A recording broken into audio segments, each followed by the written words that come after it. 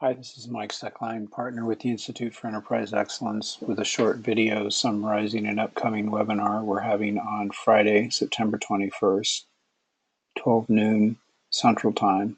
Tanner Holst, VP Medical Subspecialties from the Mayo Clinic Health System Franciscan Healthcare in La Crosse, Wisconsin, is going to be presenting on the topic Matching Demand and Capacity, the use of a DCOP design and experimentation.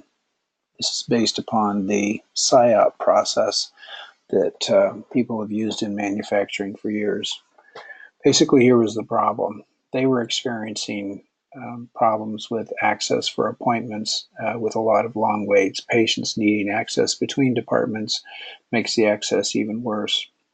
So the idea was to borrow an idea from manufacturing called SIOP, which stands for Sales, Inventory, and Operations Planning, which is an integrated business process through which executive leadership team continually achieves focus, alignment, and synchronization among all functions of the organization. So they undertook an experiment, realizing that the name SIOP did not seem to fit healthcare. So they came upon the term DCOP, which stands for Demand Capacity Operations Planning. They translated a sale, which was interpreted to be understanding demand and inventory as finished goods in manufacturing, and did not seem to apply healthcare. So that and other changes were made.